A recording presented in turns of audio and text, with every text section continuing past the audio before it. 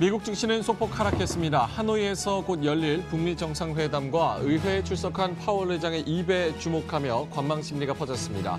파월 의장은 또 한 번 비둘기 색깔을 시사해 증시가 장중에 탄력을 받았습니다.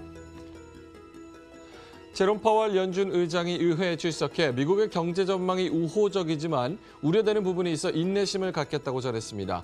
그는 중국과 유럽의 경기 둔화, 브렉시트 등의 불확실성 등을 꼽으며 금리 인상 유보의 뜻을 시사했습니다. 국제유가는 트럼프 대통령의 압박 속에서 벗어난 모양새입니다. 앞서 트럼프 대통령은 트위터를 통해 유가가 너무 오르고 있다. 오펙은 제발 진정하라고 언급했고 유가는 3%대 급락한 바 있습니다. 오늘은 배럴당 55달러 50센트에 거래 마쳤습니다. 영국 노동당이 브렉시트 관련해 국민투표가 진행될 경우 EU 잔류도 선택지 중 하나에 포함돼야 한다고 밝혔습니다. 메이 총리가 합의에 이르른다면 탈퇴와 잔류 모두 다시 국민투표에 붙여야 한다고 풀이됩니다.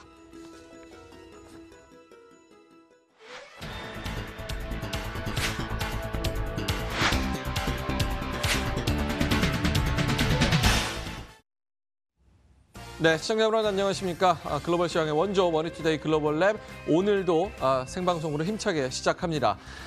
방송 보시고 궁금하신 점, 해외 이슈 관련이든 종목 관련이든 여러 가지 궁금하신 점은 아래 나오는 전화번호로 문자 메시지를 주셔도 저희가 항시 답변을 드리고 있고요. 또 인터넷에 또 유튜브에 여러 가지 머니투데이 글로벌 랩, MTN 글로벌 랩을 검색을 하셔도 다양하고 유익한 컨텐츠들도 많이 만나보실 수가 있겠습니다. 자, 오늘 뉴욕 증시 오락가락하는 장세를 보였습니다. 아무래도 좀 관망세가 많이 퍼지면서 여러 가지 이슈를 소화하려는 그런 모습을 보였는데요. 일단은 북미 회담을 지금 하루 앞두고 있고, 그리고 파월 의장 발언도 좀 주목이 되고 있습니다. 일단 북미 회담 같은 경우는 이제 오늘 저녁에 또 트럼프 대통령과 김정은 위원장이 이제 저녁을 같이 만찬을 한다고 얘기를 하니까 이 부분에서 좀 주목되는 부분이 있고요. 또 파월 의장이 의회에 출석해서 비둘기 색깔을 한 번 더 드러내는 그런 모습을 보였습니다. 이로 인해서 증시도 좀 출렁이는 그런 모습을 보였는데요. 미국의 경제 전망이 우호적이지만 우려되는 부분이 있기 때문에 좀 인내심을 갖겠다 이렇게 얘기를 했습니다. 아무래도 금리 인상을 좀 유보하는 듯한 그런 의미를 함축하고 있는 것 아니냐 이런 분석이 나오면서 증시가 오늘 상승권을 가리키다가 마지막에 막판 10분에 또 하락하는 그런 모습을 보였고요.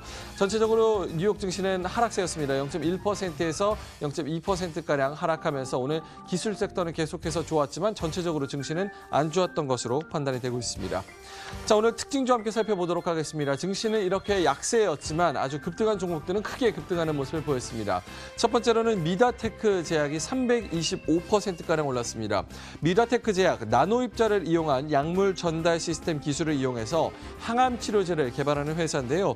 오늘 투자 이슈로 크게 오르는 모습이었습니다. 중국의 억만장자 램콩이라고 있는데 램콩이 120억 원을 이 회사에 투자하고 싶다 이렇게 얘기를 했었습니다. 근데 여기 전략적 투자다라고 얘기를 하니까 미다테크가 그럼 오케이 승인하겠다라고 얘기를 해서 이 800만 파운드가 계좌로 입금이 됐고요. 이로 인해서 중화권 시장에서 이제 독점권을 가지게 됐다. 미다테크가 좀 선점하게 됐다. 이런 얘기를 하면서 325% 오늘 급등세를 보였습니다. 두 번째로는 FTA 네트워크입니다. 111%가량 급등했는데요. IT 회사입니다. 미국의 스마트 플랫폼, 네트워크 인프라, 솔루션 제공사인데요. 오늘 상승 이유는요. 역시나 이 신규 수주에 있었습니다. 1월에서 2월에 신규 인프라 프로젝트에서 약 1억 1,600만 달러의 수주를 받았다. 신규 수주 소식이 나오면서 111%가량 급등했습니다. 세 번째로는 이 텔라리아입니다. 나스닥에 뉴욕 나이스에 상장돼 있는 회사인데요. 32%가량 급등입니다. 미국 온라인 디지털 비디오 광고 서비스 제공사입니다. 오늘 실적 발표가 나오면서 32% 급등세를 보였는데요. 4분기 실적이 매출이 31% 증가, 그리고 순이익은 전년 대비 20% 증가했다고 밝히면서 오늘 실적 호조에 30% 넘게 급등하는 그런 모습이었습니다. 자, MSCI 한국 지수로 가보도록 하겠습니다. 오늘 MSCI 한국 지수 그리고 퍼스트트러스트 지수는 좀 엇갈리는 그런 모습을 보였는데요. 어제 코스피가 0.27%가량 하락했고요. MSCI 한국 지수도 0.26%가량 마이너스권이었습니다. 어제 외국인이 500억 원가량 순매수해줬지만 MSCI 한국 지수는 마이너스권이었고요. 보시다시피 퍼스트트러스트 지수는 0.3%가량 오르면서 23달러 81센트에 거래를 마쳤습니다. 자, 글로벌 마감 시황 어땠는지 함께 살펴보도록 하겠습니다. 글로벌 마감 시황 시황센터 연결해서 알아보도록 하겠습니다. 김민재 앵커입니다.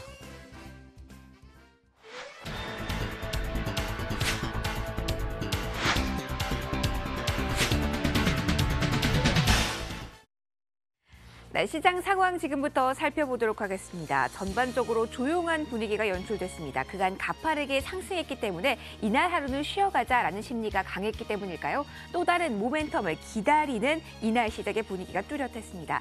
글로벌 시장의 분위기 지금부터 하나씩 보실 텐데요. 먼저 미국으로 출발해 보시죠. 보시는 것처럼 3대 지수 일제히 하락권에서 거래 마감이 됐습니다. 그러나 그 폭 자체는 크진 않았는데요. 다우지수가 33포인트 정도, 나스닥이 5포인트가량 조정을 받았습니다. 절대적으로 이날 지수가 하락권에 머무는 시간이 상당히 많았습니다. 일단 미중 무역 협상과 관련한 그 진전, 여기에 대한 기대감은 아직까지 남아있는 상황입니다. 그러다 시장을 위로 쭉 끌어올리거나 내릴 만한 재료는 없었다라고 보시면 되는데요. 아래쪽으로 내려간 빌미가 무엇일까 여러 가지 시황 기사들을 통해 찾아봤더니 경제 지표에 우선 있다고 이제 여기 이야기를 해드릴 수가 있겠습니다. 경제 지표 가운데 소비자 신뢰 지수와 같은 경우는 예상을 웃도는 것으로 확인이 됐습니다. 하지만 이날 시작에 빌미가 된 것은 바로 주택 지표였는데요. 주택 지표가 상당히 부진하게 나왔습니다. 주택 착공 12월분이 11.2% 전월 대비 감소한 것으로 확인이 됐습니다. 2년 만에 최대 폭이었는데요. 여기에 주택 시장 쪽에서의 부진이 계속 이어지고 있다 우려감을 가졌습니다.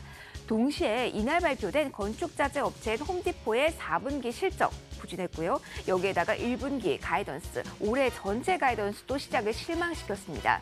이렇게 건축자재 업체의 실적 부진 그리고 주택지표 부진이 오늘 같이 나오면서 더욱더 시장을 망설이게 되는 요인이 됐다 이렇게 보실 수가 있겠습니다. 또 다른 시장의 이벤트 한다면 파월의장의 입에서 나왔습니다. 의외 증언이 있었는데요. 비둘기파적인 기조는 쭉 이어갔습니다. 성장세 둔화에 대한 우려를 표하면서 계속해서 시장을 관망할 것이다. 이러한 시장이 좋아할 만한 이야기를 했는데요. 이 소식이 나오면서 일단 시장 지수 자체는 반등하는 시도가 나오긴 했지만 힘은 좀 부족했습니다. 결국은 아래쪽에서 3대 지수 마무리가 됐다는 점, 폭은 크지 않다라는 현재 지수를 통해 그 흐름들 확인해 보셨습니다. 자, 유럽으로 넘어가 보시죠. 유럽 전반적으로 우호적인 완만한 상승 국면을 이어졌습니다. 범유럽 지수가 0.28%, 독일과 프랑스 증시 역시 상승이었습니다. 독일의 지표가 예상치에 부합했다는 소식도 어느 정도 힘을 보태는 모습이었고요. 가장 큰 돌발 변수라고 한다면 브렉시트 관련 뉴스를 들 수가 있겠습니다. 메이 총리와 같은 경우는 브렉시트 연기는 절대 없다라는 입장이었었는데 선회했습니다. 다소 물러나가면서 하원서 결정을 하고 이제는 브렉시트 연기도 고려해봐야 된다 이렇게 이야기를 했는데요. 이렇게 메이 총리의 코멘트가 나오면서 파운드화가 강세를 보였고 이 점은 영국 증시 내 다소 부담으로 작용을 했네요. 영국 증시 주요국 가운데 유일하게 하락이었죠. 0.45% 정도 내리면서 어제 거래를 마감을 지었습니다. 자, 또 다른 증시 상황 보시죠. 아시아 시장으로 넘어가 보겠습니다. 일본 증시 포함해서 전반적으로 좀 약한 모습이 나왔습니다. 특히 중국 상하이 종합지수와 같은 경우는 0.67%, 장중 변동이 크다가 결국은 하락권에서 마무리가 됐는데요. 하루 전 기억하시죠? 5% 급등 이후에 다소 쉬어가는 장세가 연출됐던 것으로 해석이 나오고 있습니다. 자, 이번 주에 어떻게 중국 증시 향방이 결정될지 주시해 보셔야겠습니다. 변수가 크게 두 가지로 이제 꼽히고 있는데요. 첫 번째로는 미중 무역 협상과 관련해서 어떠한 이야기가 나올지 첫 번째가 되겠고 여기에다가 MSCI A주 편입 비중이 5%에서 20%로 넘어가나 이렇게 큰 비중이 차지하게 되면은 외국인들의 그 투자 비용이 크게 여기에 유입이 되기 때문에 투자금 유입에 대한 기대감은 지금 안고 있습니다. 어떻게 나올지 이달 말 나오는 결과 주목을 해보셔야겠고요. 그래서 이날 증시는 하락이었습니다. 대만 가권지수 가파르게 올라온 가운데 그래도 강보합권 정도에서 탄력은 마무리가 되는 모습이었네요. 만선 위에서 대만 가권지수 어제장 거래 마무리가 됐습니다. 신흥국 보도록 하죠. 자, 신흥국 주식시장 가운데 먼저 동남아시아 주요 지수 보도록 하겠습니다. 인도 증시가 0.66% 하락했습니다. 장중에는 1.4%까지 내리막을 깊이 꽂는 모습이었는데요. 인도가 파키스탄형 카슈미르 반군 기지를 공급했다는 소식이 나오면서 지정학적 리스크가 높아졌다는 점, 이 소식 계속 보셔야겠습니다. 베트남 주식시장과 같은 경우는 0.74%로 어제장 좀 쉬어가는 모습 보였는데요. 추가적으로 쉬어가는 장세가 나올지 여기에도 포커스를 맞춰보시면 좋겠네요. 자, 또 다른 신흥국 시장 남미로 가보겠습니다.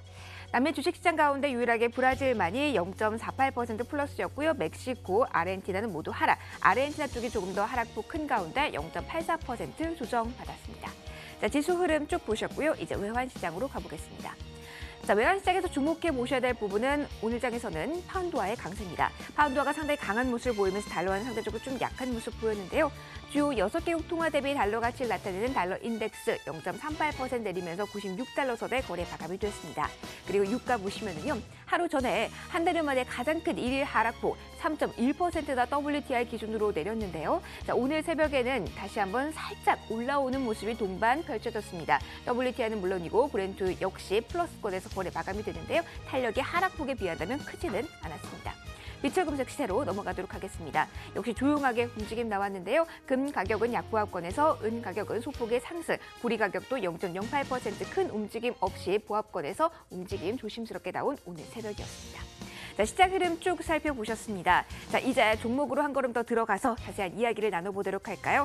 월가에서는 종목에 대해 어떠한 투자 의견을 제시했을까요? 김희욱 소장과 함께 하시죠.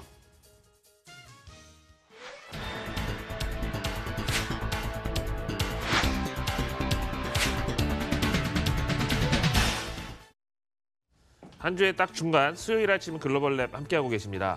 오늘 이제 전 세계 뉴스창이 보도할 내용이 바로 북미 정상회담 트럼프와 김정은의 만남인데요.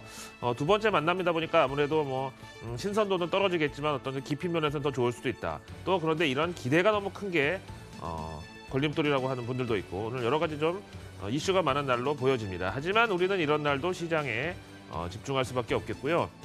미국 현지에서는 다양한 종목들이 월가로부터 러브콜 내지는 배드콜을 받았습니다. 먼저 캐터필라 보시죠. 캐터필라 투자 의견이 매수에서 중립도 아니고 중립에서 매도도 아니고 매수에서 매도로 두 단계가 급락을 했습니다. UBS 애널리스트 스티븐 피셔는 캐터필라 투자 의견을 두 단계 하향하면서 목표 주가는 154달러에서 125달러로 크게 내려잡았습니다. 이 소식을 중국이 좋아합니다라는 태그가 붙을 만한데요. 중국에서 요즘 자꾸 이제 보고서를 내는 게 오히려 중국 기업들이 아닌 미국 기업들이 이런 미중 무역 분쟁으로 인한 피해가 더 크다 이런 얘기를 많이 하고 있는데 진짜 실제로 캐터필라 같은 경우에는 요즘 건설 유전 가스 이런 쪽에 이제 건설 장비를 주로 제공하는데 건설 그냥 그렇죠. 그다음에 유전 가스 역시 요즘 안 좋죠. 이렇다 보니까 요즘 열심히 자사주 매입을 하고 있지만 이런 업황의 부진을 상쇄하기는 힘들다는 판단과 함께 목표 주가까지 같이 떨어뜨린 건데요. 여기다가 향후 12개월 실적 전망도 그다지 밝지 못하다라고 밝혔습니다. 다음 마텔 보시죠. 나스닥과 S&P 500 지수에 동시에 구성 종목으로 편입돼 있고요. 무려 1945년에 설립된 전통 있는 기업입니다. 바비 인형, 그다음에 토마스와 친구들, 피셔 프라이스 등 각종 이제 유아용 장난감 제조사 겸 이제는 게임하고 IT 쪽으로 어린이들에게 제공되는 종합 엔터테인먼트 사업으로까지 진화를 했습니다. BMO 캐피탈에서는 마텔에서 완구 박람회를 열었는데 여기 이제 애널리스트 미팅에 참석한 다음에 투자 의견 아웃퍼폼을 그대로 재확인시켜줬고 목표 주가는 23달러에서 20달러로 조금 눈높이를 내리자라고 발표했습니다. 그럼에도 불구하고 주가가 14달러 있으니까 아직까지 목표 주가 20달러까지는 여유가 있는 상황이죠. 국내 매칭 종목으로는 손오공과 오로라 같은 완구 업체가 있겠습니다. 다음 세 번째 종목 보시죠. 엣시. 뭔가 약간 기업명 자체가 조금 트렌디하면서도 좀 아티하지 않나요? 5,400만 가입자를 거느리고 있는 전자상거래 사이트인데 다른 이베이나 우리나라 G마켓이나 이런 거하고 다른 게 있다면 여기는 약간 공산품이 아니라 수공예로 만드는 물품, 그다음에 집에서 만드는 액세서리, 그다음에 내가 이제 공방 같은 데서 만드는 희소성 있는 가방 이런 것들을 주로 거래하는데요. 시트그룹의 애널리스트 니콜라스 존슨은 애쉬의 투자 의견을 매수를 유지하면서 목표 주가를 78달러에서 80달러로 상향했습니다. 그 이유는 4분기 실적이 봤을 때 지난 할리데이 쇼핑 시즌의 높은 전망치를 그것도 또 상회했기 때문이고 요즘 들어서 너무 이제 일괄적이면서도 뻔한 그런 패션 아이템 대신에 나만의 개성을 추구하는 이런 사람들이 늘어나고 있기 때문에 역시 또 일하는 사람들한테는 명품보다 위에 있는 게 또 커스텀이라고 하잖아요. 그런 이제 여러 가지 트렌드를 또 힘입어서 이번에 기대감이 더 높아졌습니다. 그래서 4분기 실적 추정치 전망치도 높았는데 또 실제 결과는 그걸 또 상회했다는 점이 긍정적이라고 하네요. 자, 세 번째 종목 애쉬까지 함께 살펴보셨습니다. 월가의 투자 의견 변경 종목들이었습니다.